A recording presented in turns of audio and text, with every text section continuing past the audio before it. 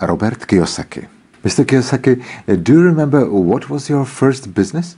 Well, I've had a lot of businesses, a lot of first businesses, but my first one was my little, I was making money out of toothpaste tubes. So when I was a young boy, the toothpaste came in lead tubes.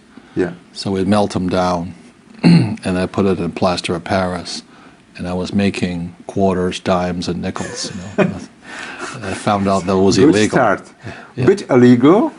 Illegal, yeah. And I found out what counterfeiting is, and I learned a lot. Yeah. You know. How old were you? 9? Yeah, about 9. Yeah. Yes. Was it your childhood dream to be rich once?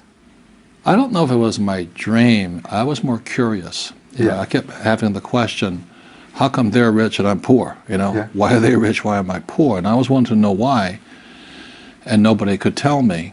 And my parents, who were I'm fourth generation Japanese American to Hawaii, yes. And the Japanese, you know, believed you had to go to school. You had to go to school, get good grades. And so when I said, well, how do I be rich? He said, well, I go to school. And I said, wait a minute.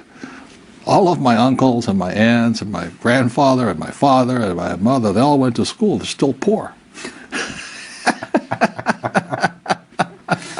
So I knew there was something missing in school. And then my friends, most of them were white guys. I'm Asian, they're white. And they owned the plantations. Yeah.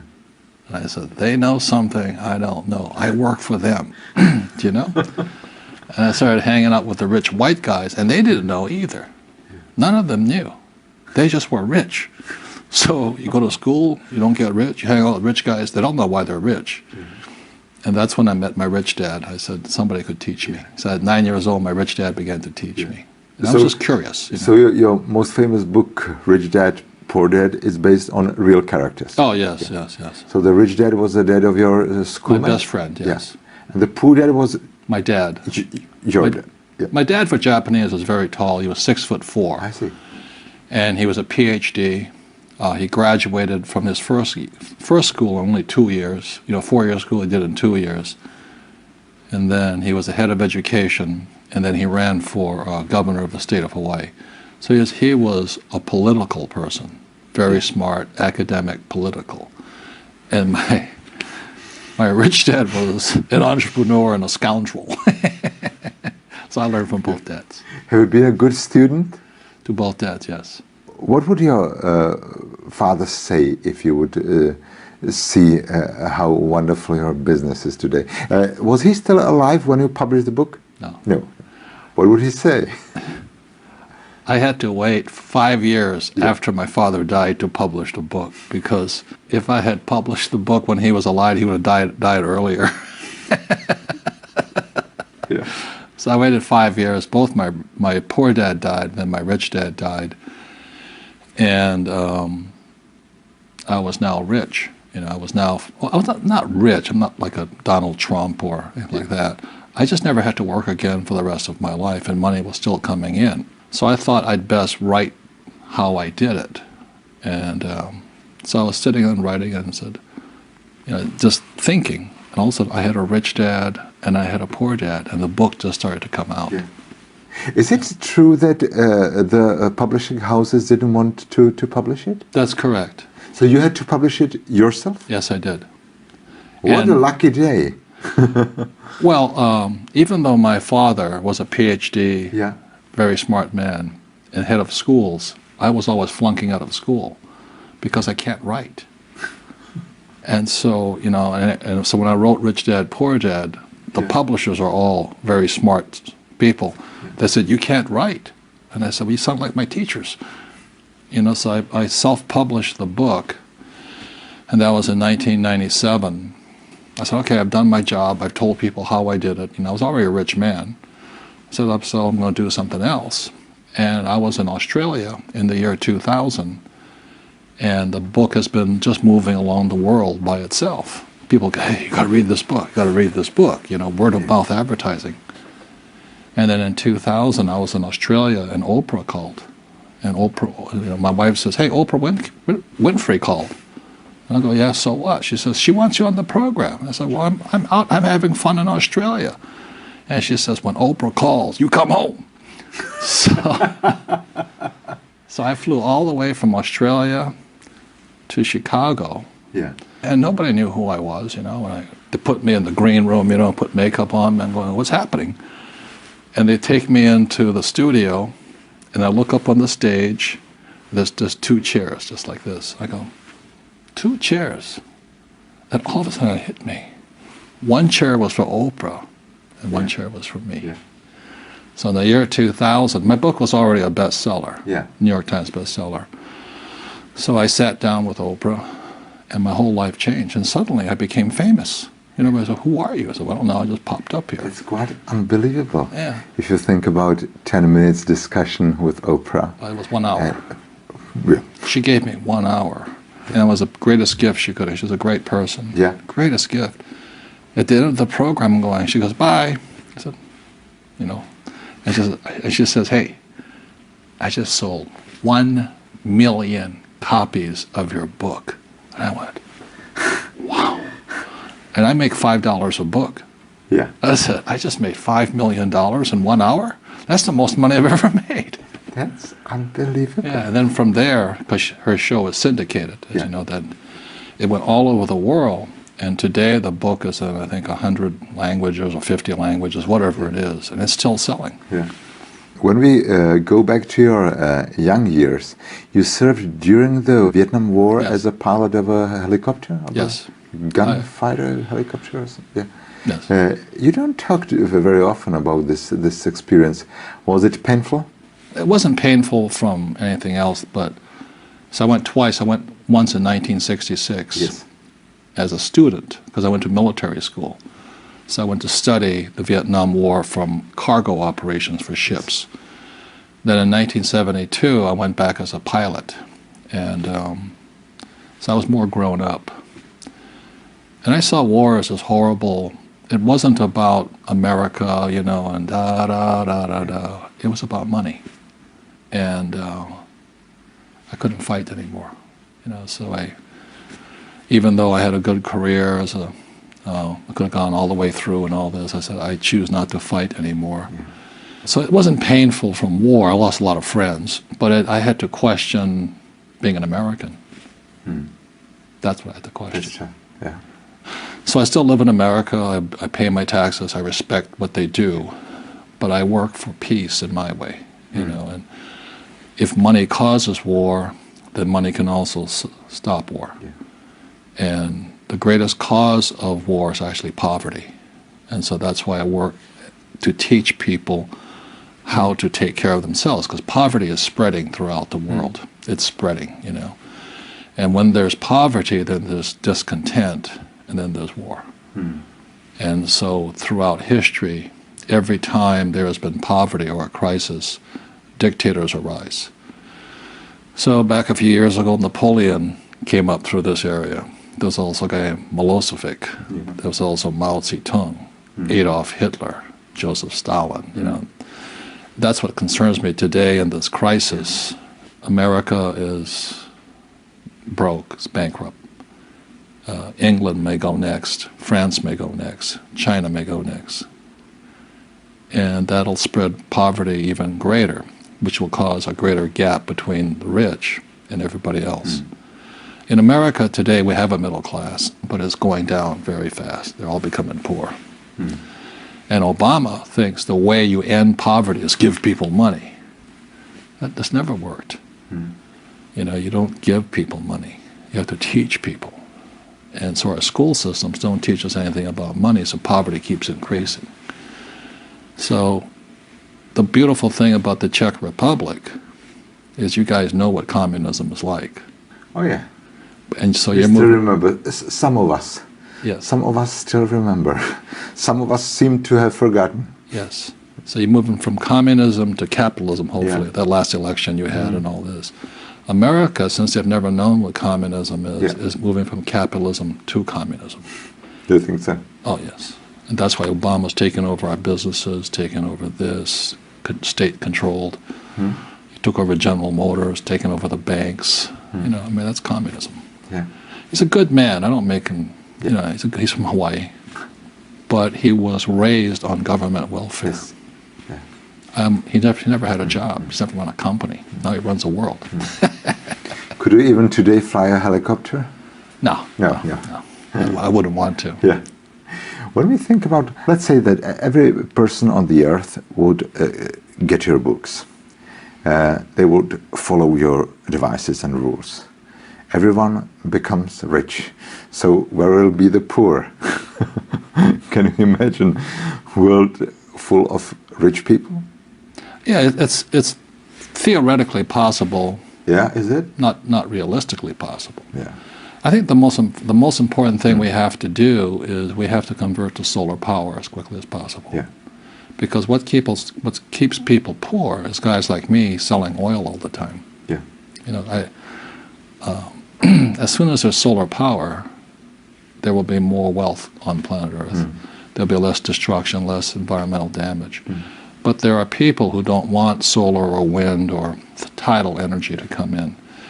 And as soon as that happens, there'll be greater wealth. Right now, it costs too much money to live. You know, it costs too much money to drive a car. You know, oil affects everything. Affects food, affects clothing, lights. Your first company was the one who invented the wallet for surfers. How did you come to this idea? It was my first big company. I had a lot of small companies, but my first big company, when I went to military school in New York, and I was a sailor. So we were at one time the #1 sailing school in the nation. And we take a leather wallet out onto the water. The leather wallet gets old and crinkly. So we used to get old sails that were destroyed, and we would sew nylon wallets. And so we just, and I used to go around and show my nylon with bright colors, you know, yellow and red and green and all. And people would go, well, where'd you get that? So I made it. And so then we started making them. And we went into business. And we started having the wallets made in Taiwan and Korea. And all of a sudden the business took off. And I was in my 20s, just about to turn 30, and I became a multimillionaire. You know, all this money was pouring in. And the money went straight to my head. You know, I thought I was really smart. You know, I'm rich, I'm young, you know, and all this. So my two partners and I were three guys, all single, you know, lots of money. Then we started dating beautiful women, driving fast cars, and the business went boom. Yeah. So it ended as bankrupt? No, I never declared bankruptcy, but I lost $1 million. Yeah. I think that's a good lesson for a businessman, isn't it? Absolutely. Yeah. You see, the difference between a school teacher and an entrepreneur. In school, they punish you for making mistakes. Yeah. Entrepreneurs know you're not going to learn anything unless you make a mistake. So I've made so many mistakes. I mean, last year I made a lot of mistakes. But each mistake I make, I get smarter. It's like standing up and falling down, standing up and falling down. It's like learning a language. You know, you make a lot of mistakes. It's like riding a bicycle. It's like flying a plane. You make a lot of mistakes. And hopefully you live through it. Yeah. In 2007, you wrote a book together with Donald Trump. Did you argue together? No. No? No. You had the same opinions about everything? Very much. See, he had a rich dad, I had a rich dad. Yeah. We both went to military school. Yeah. We both are entrepreneurs. We both write books. We both have television shows. And we both have real estate. Yeah. Same people. How did it in practice look that you had a meeting and sat together by a computer, or you were just sending files from one to another? I would meet in his office in New York about once a month, and we just discuss it doesn't take long. He goes, what about this? It's fine. Either yes or no. It's good. Let's do it. I agree. Do it. He's very fast. Very fast. He is just like he is on TV. He is no different. He's a very good man. I mean, a good man. Yeah. Yeah. He is what you see. You know, he'll tell you straight, right to your face. He does not mince around. He keeps his agreements. He's a character. He's always poking fun at me. Did you expect that something like this huge crisis we are going through now, I mean the economical crisis, Yes. Did you expect something like this is going to come? Yes. Yeah. People know it happens all the time. Yeah. This one's a very big one, a very bad one. But it happens every time. Like in 1971, President Nixon took the dollar off the gold standard. Mm-hmm. And so if you look at from 1970 to 2000, America just boomed because we're just printing money. Yeah. You know, you buy anything you like, print money. Well, it crashed. And now they're still trying to print more money, but I don't think it's going to work. Hmm. So that's why you watched it in 2000, the price of gold was $275 an ounce. And today it's $1,200 an ounce, $1,000 gain, you know. I made a lot of money. But anyway, I just don't trust the government, period. I'm not saying they're good or bad people. I just don't think they're very good with money. So, as you all know. Yeah. They're like my poor dad, very intelligent, well-educated, poor people, you know. Is this a right time to start a company? Oh, absolutely. Yeah? In these turbulent days? Well, the thing is, you see, when people, you know, economies go up, economies go down, we might go into a depression worldwide. Like I said, France is in very big trouble. Germany's okay. England's in big trouble. China's in trouble. So if we go that, we go to a worldwide depression, and it might take 10 years, you know, to come out of it. But during these times, this is the best time. I have made more money in the last 3 years than ever before in my life. You know, I bought five golf courses last year out of bankruptcy. That's impressive. Yeah. Well, the bank. Courses. Yeah, Donald bought 10. They're giving them away.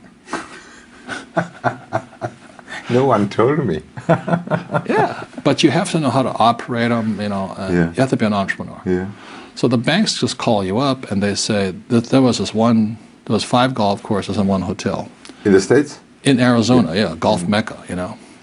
And this Japanese company had it, and they asked me if I wanted to buy it about 5 years ago for $260 million. And I said, does it make sense? You know, it doesn't make sense at $260 million. So they told me I didn't know what I was doing. They said, okay, buy. And then this 1 year ago, this summer, the Citibank called up and says, you want those golf courses? And they gave me the money to buy them because I can operate it. Sounds really quite incredible. Yeah, so now I'm a professional. But the maintenance is high. No, but that's operations. Yeah, it's like anything else. It's business. This is expensive. Yeah. You have to know how to operate. It's funny that the whole life of yours goes around the money. Money is the subject. Your sister is a Buddhist nun? Yes. That's quite a difference. What does she say about your books? Is she interested in? Because I guess a Buddhist nun, is she interested in business or in financials? She's one of the only women ordained by the Dalai Lama. She's a very powerful woman. And she always had those religious ideas that money was not important. Yes. Then she had cancer, and she had no money. In America, there's no health insurance for it. Yeah. So she had to call me up, and I had to write her a check. Otherwise, she'd die. Yeah. And then she had heart disease. So I had to write her a check. And then she began to realize that she was taking care of God, but she wasn't taking care of herself. And she hadn't taken care of her finances. And so today, she now comes to me for classes, and I'm teaching, and she has her own website now, and you know, she's becoming a little entrepreneur. So I think that's one of the biggest problems is too many religious people think the love of money is the root of all evil. I wouldn't take it that way, but what is the fact that one day all the rich dads and the poor dads are going to pass away, and they are not allowed to take any suitcase on board. So shouldn't we invest in something which we could take with us when the day comes?